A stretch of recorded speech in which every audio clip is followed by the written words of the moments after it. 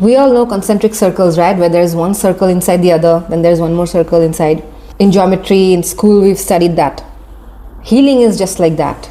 Healing is not linear. Always remember, you guys might be already knowing this because a lot of you are already on the healing path. Healing is never linear, but very much like a spiral, very much like a concentric circle, okay, like many circles inside one circle. How we know that is because when we are trying to heal one particular wound, one particular kind of trauma, and we feel like, okay, this is done, maybe 1 year of healing we've done, now we can move on to the next thing that is coming to the surface, you will realize that it's not done.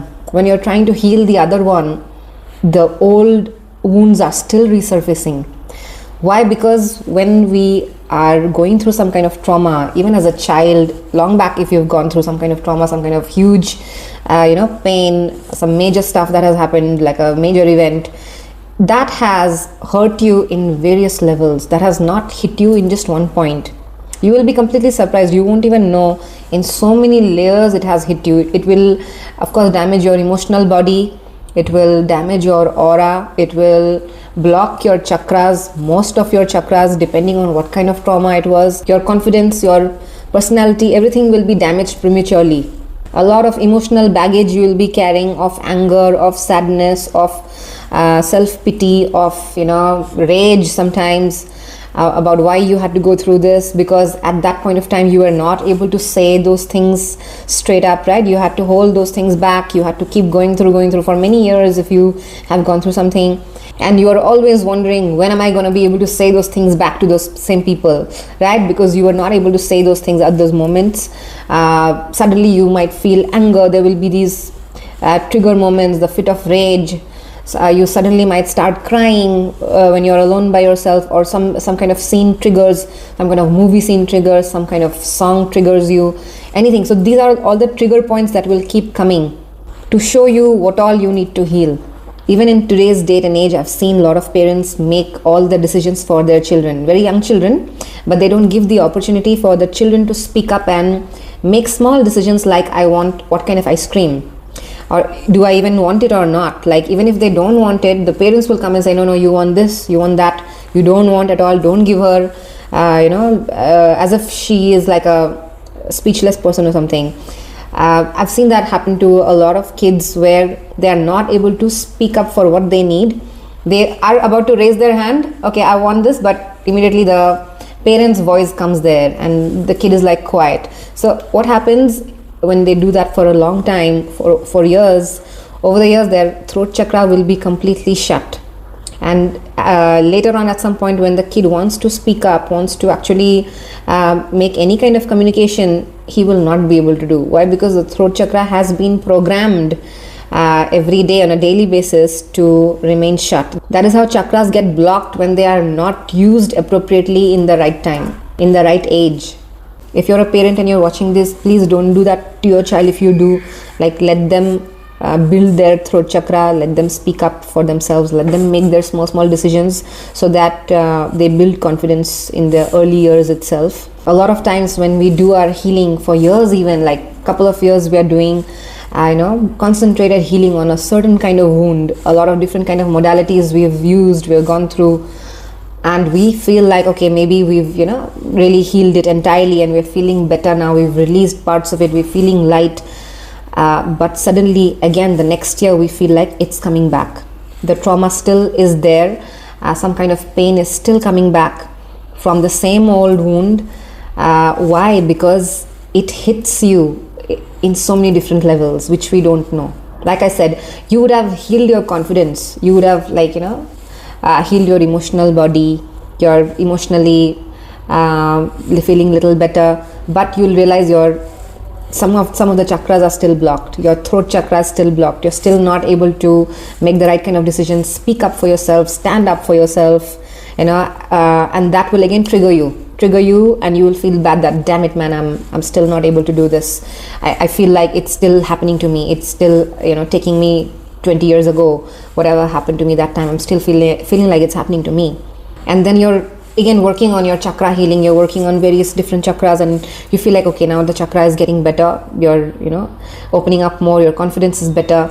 Then again suddenly you feel like different kind of emotions are rising as soon as you see those people, those same people who caused you the trauma, whoever they are, in your family or wherever, or friends or colleagues or whoever. Suddenly you see those people and again you're getting triggered, the anger is coming back, some kind of pain is coming back, maybe you're not able to express anything still and you're bursting out in tears the minute you leave that space or something. That means you're still needing a lot of healing. That's what I'm saying. Like, we feel that even a couple of years of healing is enough, but it is sometimes not enough because it is concentric. As soon as you do this part, the second circle pops up and says, no, this is also there. Then you do the second one, then the third one pops up. It's all coming from the same wound.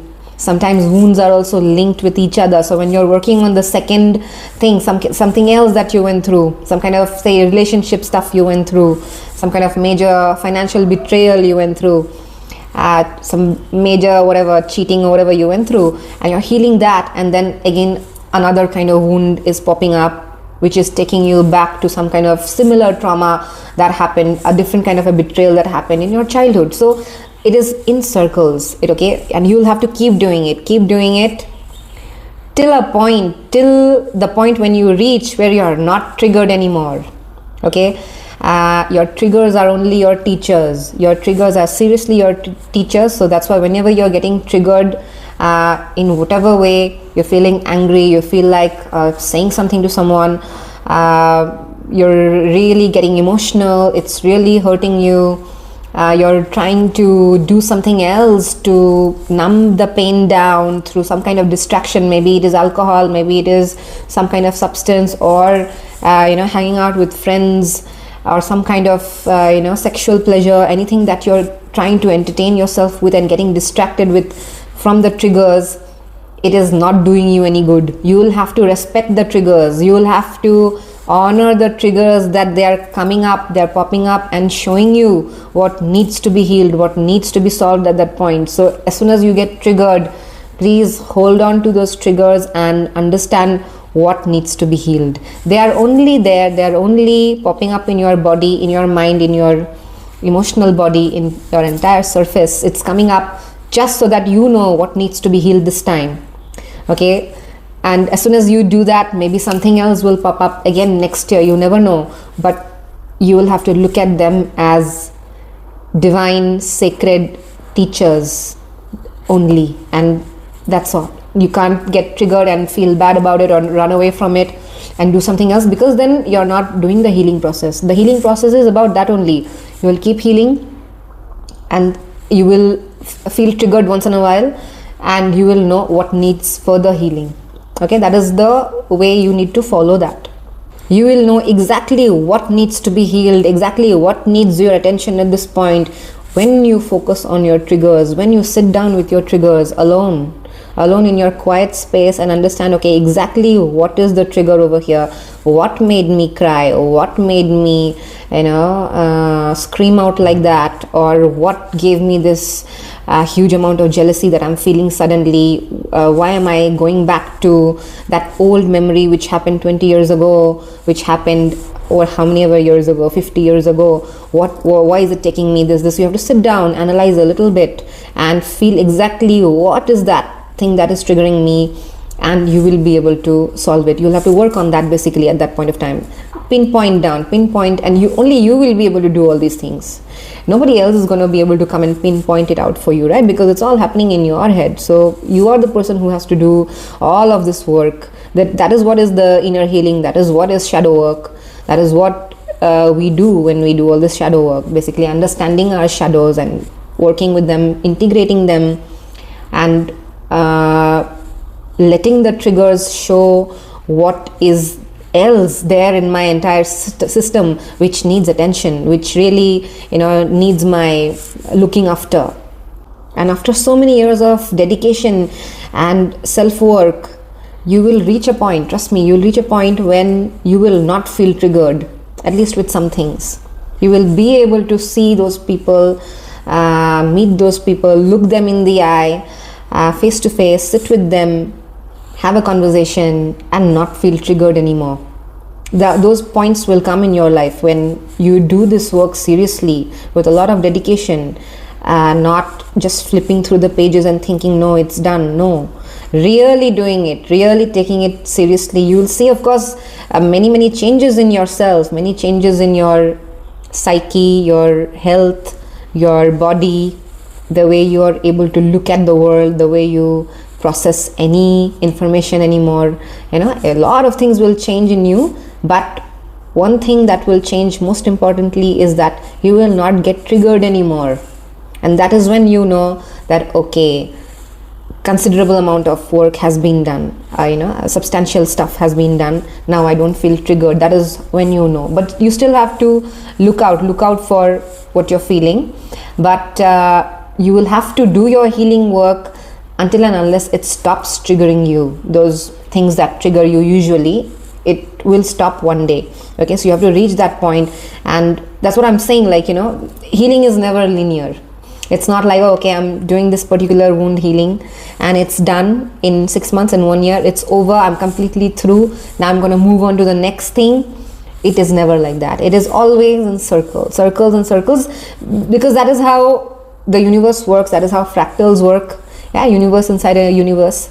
So things will pop up, things will naturally pop up, because that is how things are in the cosmos. This is what I wanted to give as an information today to people who are in the healing journey, to not lose hope, even if they feel like, okay, I've done so much and still I'm feeling triggers once in a while. Different kind of triggers are popping up. It is like that. It is bound to happen like that only. So don't lose hope. Still keep working on your inner self, your inner journey. It's a vast world inside you. It takes time, but you will definitely see results when you are dedicated to it.